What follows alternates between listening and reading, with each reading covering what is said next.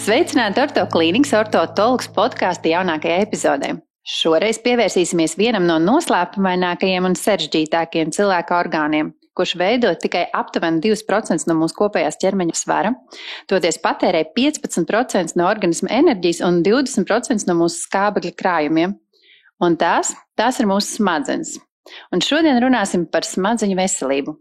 Šajā epizodē apskatīsim 4 būtiskus aspektus, kas saistīti ar smadzeņu darbību un to nozīmi cilvēka dzīvē. Par to visu šodien runāsim kopā ar mūsu īpašo viešņu, Ortoklīnikas neiroloģa asociēto profesoru un ārsti Zandu Priedi. Labdien, doktor! Labdien!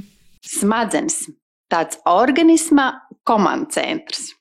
No kā sastāv mūsu smadzenes? Jāsaka, smadzenes ir ļoti sarežģīts un īpašs orgāns. Pateicoties smadzenēm, mēs varam nodrošināt visa ķermeņa kustību aktivitāti, procesēt un integrēt informāciju, kā arī mēs varam ar neironu palīdzību nodot informāciju mūsu muskuļiem, locītavu aparātam, lai nodrošinātu šo voluntāro aktivitāti periferā nervu sistēmā. Smadzenes mums nodrošina atmiņu, uztveri, domāšanu, vizuāli telpisko orientāciju, palīdz mums iegaumēt, atcerēties, atminēties dažādus notikumus, nesenus sanāk. Un, kā mēs zinām, smadzenēs mums ir dažādas, struktūras. Tad ir neironi, tā saucamā pelēkā viela un tā saucamā baltā viela. Neironi īstenībā mums ir tie galvenie ģenerālie nervu šūnas, kas palīdz nodrošināt un integrēt domāšanu, uztveri un kustību izpildi, nodot informāciju tālāk uz muguras smadzenēm, kas arī piedalās šo kustību aktivitātēm. Sākumā tad apskatot šo regulāciju. Kā smadzenes kontrolē šīs pamatfunkcijas mūsos, piemēram, elpošanu vai sirdsdarbību? Arī šo procesu nodrošināšanā ir būtiska loma smadzenēm. Smadzenēs ir specifiskas struktūras, kas piedalās gan smadzeņu sirdsdarbības regulācijā, gan elpošanas funkcijas regulācijā, gan arī smadzenes palīdz inervēt gan muskuļus, diafragmu, kas piedalās elpošanas funkcijas nodrošināšanā. Jāatzīmē tas, ka smadzenes ir ļoti jutīgas uz jebkādiem skābekļa trūkumiem. Tie stāvokļi saucās hipoksija medicīnā, un jebkādi hipoksiski stāvokļi spēja smadzenes ietekmēt smadzeņu darbību. Tātad smadzeņu neironi ir ļoti jutīgi uz skābekļa trūkumu. Pacienti vēršoties pie neirologa, viņi nāk pēc padoma. Viņi vēlās zināt, vai tomēr viņam ir kaut kādu slimību, saslimšanas riski, piemēram, kā atmiņas traucējumi, demens risks, kustību traucējumi, lēnas kustības, kustību gausums, Parkinsona slimības iezīmes. Izteikta roku trīce, kas traucē pacientam dzīvot, veikt kaut kādas mērķtiecīgas darbības. Atkal mēs būsim tie, kas palīdzēs viņam, pacientam, laikus, saprast, cik viņam ir augsts risks attīstīties kaut kādai funkcionālai nespējai tuvāko gadu, jeb 10 laikā. Ar ko pacientam jārēķinās? Tātad, kas ir varbūt tie simptomi, ko cilvēks novēro, un tad viņš saprot, ka viņam vajadzētu meklēt palīdzību? Primāri viņš saprot, dodās pie ģimenes ārsta. Jā, tieši tā, viņš sāk ar izmeklējumiem, pamatlietām pie ģimenes ārsta. Vismaz pacientam ir jau veikti kaut kādi somatisko saslimšanu, izvērtēšanas testi, sirds izmeklējums, asins analīzes, nieru un aknu funkcionālie rādītāji. Un īstenībā, kad nāk pie neirologa, neirologs noteikti pievērš uzmanību, kādas ir pacientam pamatslimības un kā viņas tiek ārstētas. Jo, mūsu disciplīnā neiroloģijā mums jebkādas blakus slimības spēj ietekmēt smadzenes. Ja vēlamies tādu preventīvu konsultāciju pacientam nodrošināt, kurā viņš var maksimāli iegūt no šī ārsta konsultācijas laikā, ģimenes ārstam savus pacients ir nedaudz jāsagatavo priekš mums. Mēs nozīmēsim papildus, protams, ja nepieciešams vēl izmeklējums, bet ģimenes ārstam aicinu tomēr sūtīt jau ar, kā saka, pacientu ar pamat izmeklējumiem jau veiktiem. Kas ir šie pamat izmeklējumi, kas pacientam vajadzētu būt līdz, ka viņš dodas jau pie neirologa? Bāzes lietas, asins analīze, kardiogramma, sirds izmeklējumi. Ir sevišķi gados vecākiem pacientiem, kur ir daudz blakus slimības, plus cukura diabēts, un ja vēl ir kaut kāds psihiatriska rakstura saslimšanas, depresija, visu medikamentu anamnēzi, kādi medikamenti tiek lietot. Tādējādi man kā neirologam būs vieglāk saprast. Kas ir šie kognitīvie traucējumi? Kognitīvi traucējumi, tas ir tāds, teiksim, lietusarga tipa nosaukums. Tā iet apakšā atmiņa, domāšana, uztvere, vizuāla telpiskā orientācija, spēja, prasme, lietas darīt, veikt kaut kādus procesus, spēja mācīties, uztveres spēju veikt kaut kādas sarežģītības, dažādas sarežģītības pakāpes uzdevumus. Katra no smadzeņu daivām ir atbildīga par kādu no šo te funkciju nodrošināšanu. Piemēram, paura daiva cilvēkam ir atbildīga par valodas veidošanu, skaitīšanas prasmēm, uztveri, jušanas traucējumiem, deniņu daivu, atmiņas traucējumu, arī valodas veidošanu un dzirde. Pakaušu daivā mums būs vairāk procesi, kas ir saistīti ar vizuāli telpiskiem stimuliem, deniņu apakšējā daiva vairāk būs saistīta ar garšas, limbiskās sistēmas disfunkciju, kas ietver sevi emocionālu labilitāti, atmiņas traucējumus. Tātad katrai smadzeņu garozas daivai būs savs tomēr, teiksim, funkcija, uzdevums. Un izvērtējot pacienta kognitīvo stāvokli, nosakot ar neiropsiholoģiskiem testiem, mēs varam saprast, kāda funkcija vairāk pacientam traucētu. Tādējādi es varēšu spriest, kurā smadzeņu daivā ir izteiktāks bojājums. Šie kognitīvā disfunkcija vai traucējumi, kas ir tie signāli? Ar kognitīviem traucējumiem ir tā, ka bieži vien tuvinieki novēro, ka pacients ir kļuvis aizmašīgāks, vairs neatcerās ikdienišķas lietas, neatcerās kaut kādus pat procesu veikšanas kārtību, kā veidot, kā izdarīt kādu, teiksim, mājas darbu. Tajā brīdī, ka pacientam jau ir sākušās ierobežotas ikdienas aktivitātes, jākļūst piesardzīgam. Šis ir tas stāvoklis, kad šis te vieglais kognitīvais traucējums iespējams jau pāriet kādā no demences formām. Katrai no neirodeģeneratīvām slimībām ir savi pirmie simptomi.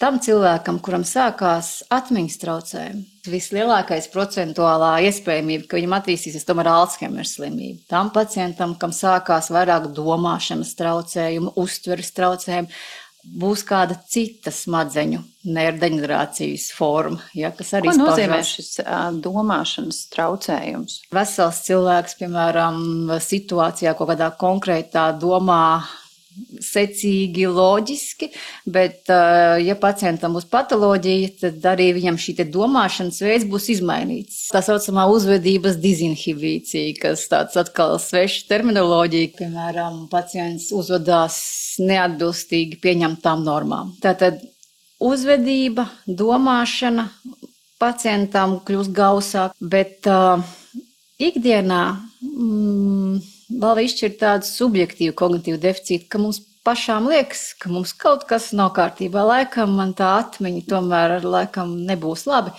Tad šie stāvokļi arī bieži vien jāizanalizē. Ne visi pacienti, kas nāk un sūdzās par atmiņu un aizmāšību, viņiem būs demence. Varbūt ir depresijas pazīmes. Pacientam ar depresiju bieži vien ir atmiņas traucējumi un aizmāšība. Īstenībā daudz pacientu ar depresiju, kas nāk, viņi meklē, protams, demences. Ārstējot adekvātu depresiju, šos depresīvos traucējumus mēs varam uzlabot tiešām šo te kognitīvo spēju, atmiņu.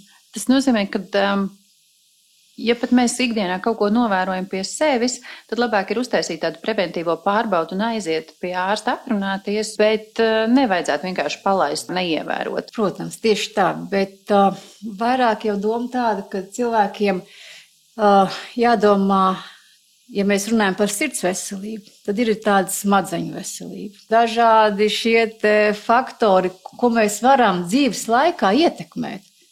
Tās pašas kroniskās slimības, kaut kādu medikamentu lietošanu. Sociāli aktīvāks cilvēks, kas ir aktīvs un mācās un radošs un nepārtraukti kaut ko vēlas sevi absorbēt un iegūt, viņam ir šie riski novecošanās ir lēnāki. Jā, to es esmu lasījusi arī vairākos pētījumos, kad galvenais cilvēkam neizolēties un nepalikt sociāli neaktīvam, jo tas pātrina to visu procesu. Tā. Bet vai pastāv tāda smadzeņu novecošana? Tā, Agnes, arī tas pastāv. Tā ir tāda normālā smadzeņu novecošana. Visos orgānos notiek savas izmaiņas, arī smadzenēs. Laicīgi rūpējoties par kaut kādām lietām, mēs varam padarīt lēnāku šo novecošanās procesu. 3 praktiski piemēri, kā es varu paildzināt to procesu? Jā, lai lēnāk noritētu. Īstenībā viens un pats galvenākais, tas pamat valas dzīvesveids. Numur 1. Tātad veselīgs dzīvesveids. Gan diēta, gan fiziskās aktivitātes, kaitīgie ieradumi. Ja mēs šos 3 pamatlietas ikdienas dzīvesveidā kaut ko spējam mainīt, mēs esam jau ļoti daudz ko izdarījuši savu smadzeņu labā, lai notiktu lēnāk šis novecošanās process. Un nākamais ir tās blakus slimības, ko es minēju iepriekš, tās ārstēt, un veselīgs miegs. Tātad normāls miega, nomoda režīms, atpūta un izvairīties no stresa. Un tie ir īstenībā vieni no būtiskākajiem smadzeņu grāvējiem. Mēs šobrīd dzīvojam ļoti, ļoti aktīvā laikā. Cik ļoti sociālie tīkli, telefona klātība 24/7 ietekmē mūsu smadzeņu funkcijas, to kapacitātu un arī šo novecošanu? Šis ir labs jautājums. Daudz reiz jau mēdījos, man liekas, esmu par šo tēmu arī runājusi, kad nepārtraukti smadzenes tiek stimulētas.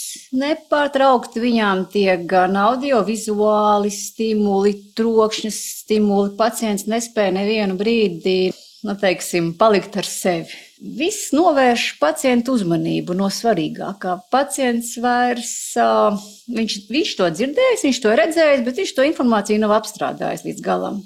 Un tādējādi viņš var sākt ar laiku sūdzēties. Es neatceros to. Es esmu gados jauns cilvēks, man tikai 35 gadi, un man liekas, ka es jau neatceros. Pārskatiet ikdienas paradumus. Galvenais padoms. Īstenībā runājot pēdējā laikā pētījumi un liela nozīme ir pacienta ikdienas aktivitātēm. Ka pacients ikdienā nojot šos 30 minūšu garās pastaigas, viņas absolūti tieši ietekmē smadzeņu atmiņas centra neoģenēzi. Tātad ietekmē nervu šūnu atjaunošanos.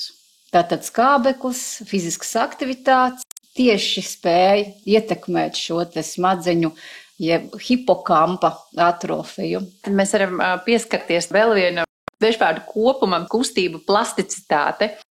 Smadzenēs mēs ne tikai kaut kādu informāciju atceramies, ne tikai veicam kustības, bet mums arī specifiskas struktūras smadzenēs, kas atbild par kustību plasticitāti, kustību koordinētu izpildi. Un šo struktūru bojājumam saucamie ekstrapiramidālie un bazālie gangliji, savstarpēji sadarbojoties ar smadzeņu garozu, pacientam nodrošina kustību mobilitāti. Tad pacients, kuram būs traucēta kustību plasticitāte, viņiem izpaudīsies ar kustību nabadzību, trīci. Klasisks piemērs Parkinsona slimība. Pacientam, kuram ir traucēta kustību plasticitāte, pacientam ir problēma šajos iepriekš minētajās smadzeņu struktūrās vai bazālajos ganglijos, un to savstarpējā sadarbībā ar smadzeņu garozu viņam rodās konkrēti Parkinsons slimības simptomi. Un šie tie stāvokļi, ka pacientam šīs te kognitīvās spējas iespējams vēlīnākā laikā tiks traucēts, bet sākotnēji viņam sāksies ar tādu asimetrisku muskuļu, jeb vienpusēju ekstremitāšu aktivitātēm. Tātad kustības būs ar tādu gausumu, trīce, nabadzība, kustību. Un šie stāvokļi ir tie, ko mēs neirologu konsultējam un pacientam labi varam palīdzēt, sakārtojot medikamentozo terapiju. Vai pie šīm slimībām jūs iesakāt fizioterapiju? Protams, fizioterapija ir ļoti, ļoti būtisks ne tikai pie Parkinsona slimību, jo pacients būs aktīvāks, viņa kustību, nabadzība, teiksim tā, lēnāk progresēs. Tie pacienti, kas ir mazkustīgi, viņiem pievienojas vēl depresīvu traucējumu, viņi, teiksim, no mājas ārā neiziet un nevēlās iesaistīties nekādās rehabilitācijas aktivitātēs, viņam šī slimība progresīva būs novērojama straujāk. Tātad perifēra stimulācija, jeb vingrojot, veicot aktīvās kustības ķermenī, mēs stimulējam arī smadzeņu garozu un smadzeņu struktūras, arī pretējā virzienā. Tādēļ ļoti būtisks aspekts ir fizioterapija pacientiem ar jebkādām hroniskām neirodeģenatīvām slimībām. Izveidojot tādu kopsavilkumu, jūs jau arī minējāt, ka šie preventīvie pasākumi ir ļoti būtiski. Ko es varētu darīt, vai tieši pretēji tātad nedarīt, lai saglabātu savu smadzeņu veselību pēc iespējas labāk, ilgāku laiku? Un šeit var atbildēt divējādi. Šeit var atbildēt jau tādā valstiskā nozīmē un var atbildēt tādā, ko pats cilvēks var priekš sevis darīt. Numur 1. Rūpēties par savu smadzeņu veselību. Rūpēties arī par sirds veselību. Bet lūdzu neaizmirstiet savus smadzenes. Atcerieties, ka smadzenes ir ļoti jutīgs uz dažādiem procesiem ikdienā. Gan uz kaitīgām vielām, gan uz sliktiem dzīvesveidu paradumiem. Kas ir kaitīgākais dzīves paradums? Stress, hronisks neizgulēšanās, miega nomoda traucējumi. Nākamais - kaitīgās vielas, kaitīgie paradumi. Kā ir ar šo vienu glāzi vīna vakarā? Protams, ka tam ir sekas un pēdējās vadlīnijas norāda, ka īstenībā jebkurš alkohols, arī viena vīna glāze pacientam nav rekomendējama. Tātad, lai cik tas būtu priecīgi vai bēdīgi, bet īstenībā jebkāda alkohola deva ir tieši kaitīga gan smadzenēm, gan arī citiem orgāniem. Tagad daudz pacienti vilsies manā spriedumā, bet šīs ir vadlīnijas, kas ir Eiropā apstiprināts, jebkāda alkohola deva ir kaitīga veselībai.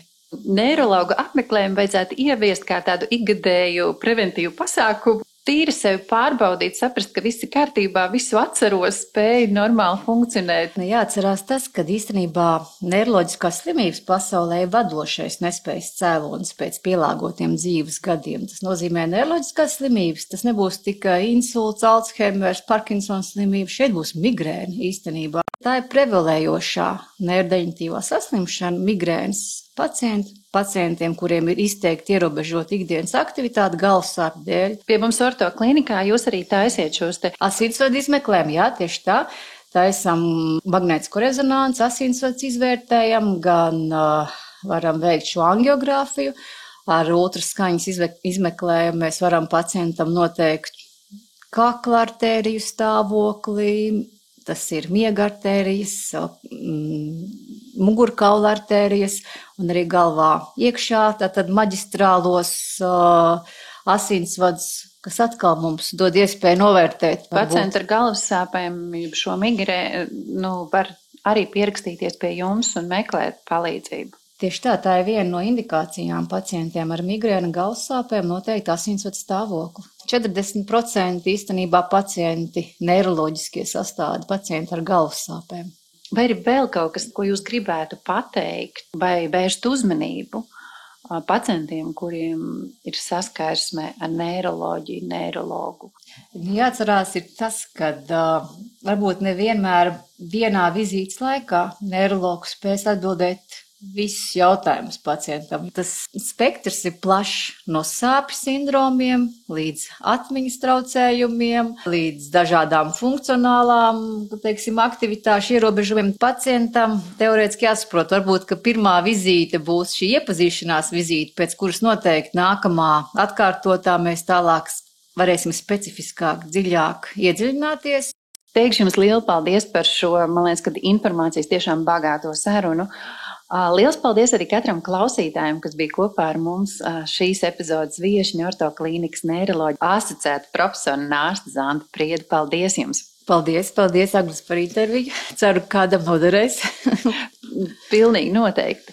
Sargāsim sevi, veiksim preventīvas pasākumus un rūpēsimies gan par savu, gan arī līdzcilvēku veselību. Ja tev ir kādi jautājumi vai ieteikumi nākamajām tēmām, droši raksti uz orto@orto.lv. Uz tikšanos jau nākamajā podcastu epizodē.